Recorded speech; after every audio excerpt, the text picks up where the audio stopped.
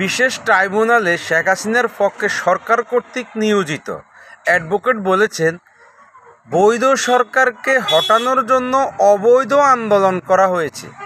অর্থাৎ শেখ হাসিনা সরকার বৈধ ছিল, তাকে সরানোর জন্য জুলাই আগস্টে অবৈধভাবে আন্দোলন করা হয়েছে এবং ওইটা অবৈধ আন্দোলন ছিল না। ভাই, আমি এটা মানতে পারিনি।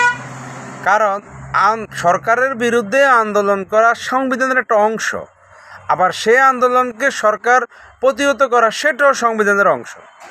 এখানে আন্দোলনকারীরা আন্দোলন করে সরকারকে হটিয়েছে, এটা আন্দোলনকারীদের সার্থকতা।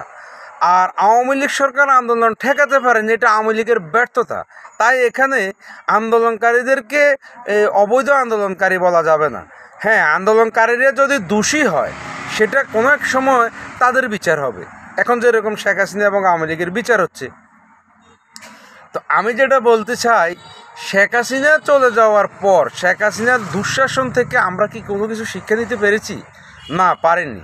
বরং শেখ হাসিনার আমলের যে দুঃশাসন ছিল, শেখ হাসিনা চলে যাওয়ার পর সেটা আরও কত গুণ বেশি বৃদ্ধি পেয়েছে।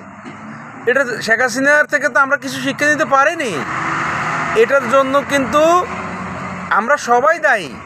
কারণ আমরা সবাই শেখ হাসিনা চলে যাওয়ার পরে যে যার অবস্থান থেকে ছোট বড় মাঝারি সব ধরনের অপরাধ, দুর্নীতি, অন্যায়, অবিচার, অত্যাচার, জুলুমে লিপ্ত ছিলাম।